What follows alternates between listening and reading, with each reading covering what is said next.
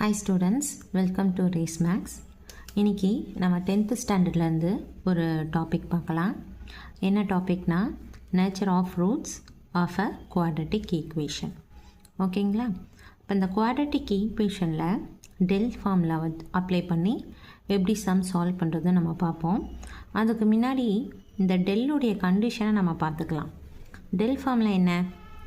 Del equal to B square minus 4ac. இப்போ டெல்லுடைய value greater than 0வாக இருக்கும்போது அதை நம்ம என்னன்னு சொல்லலாம்? ரியல் அண்டு அன்ஈக்குவல் ரூட்ஸ் அப்படின்னு சொல்லலாம். அதுவே டெல் ஈக்குவல் டு 0வாக இருந்துச்சு அப்படின்னா அதோட கண்டிஷன் என்ன? ரியல் அண்டு ஈக்குவல் ரூட்ஸாக இருக்கும்.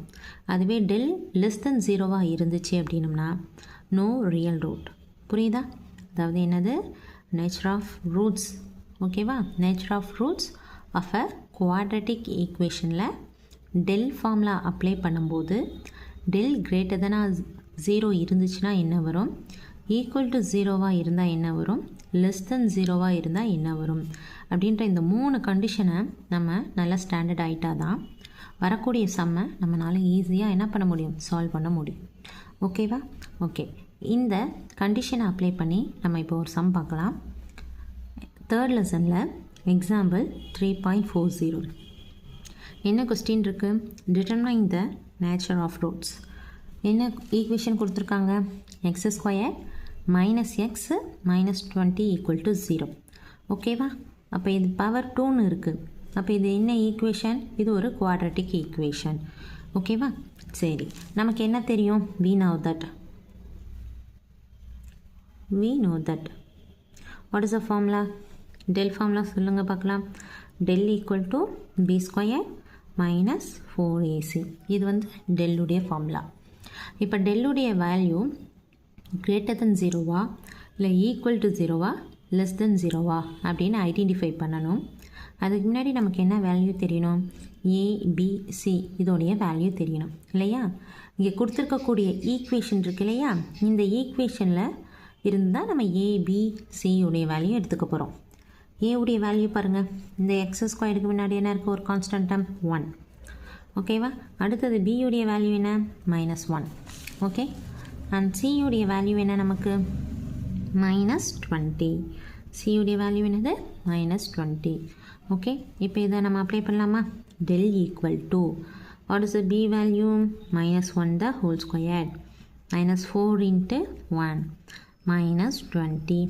ஓகேவா? -1 ஸ்கொயர் பண்ண ஆன்சர் என்ன வரும்? 1ன்னு நமக்கு வரும். ஓகே, இங்கே என்ன இருக்குது? இங்கே ஒரு மைனஸ் இருக்குது, இங்கே ஒரு மைனஸ் இருக்குது. அப்போ மைனஸ் இன்ட்டு மைனஸ் என்ன ஆகிடும்? ப்ளஸ். 1 4s are 4. 4 × 20 80.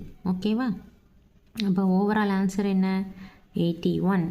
அப்போ டெல்லில் கம்பேர் பண்ணும்போது இது லெஸ் தென் 0வா கிரேட்டர் தென் 0வா இல்லை ஈக்குவல் டு 0வா? Greater than 0. கரெக்டாக? ஏன்னா 0 விட இது எப்படி இருக்குது? பெரிய வேல்யூவாக இருக்குது.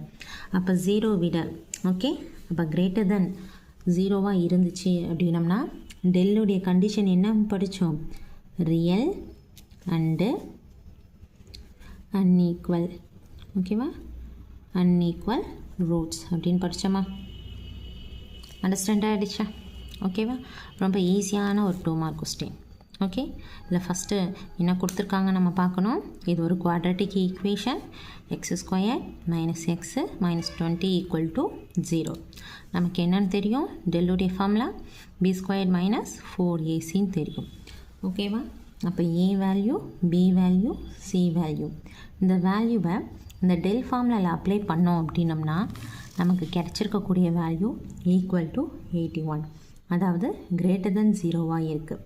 அப்போ கண்டிஷனை அப்ளை பண்ணணும். கிரேட்டர் தென் 0வாக இருந்துச்சு அப்படின்னம்னா அதோட கண்டிஷன் என்னவாக இருக்கும்? ரியல் அண்டு அன்ஈக்குவல் ரூட்ஸாக இருக்கும். ஓகேவா? அண்டர்ஸ்டாண்ட் ஆகிருக்கும்னு நினைக்கிறேன்.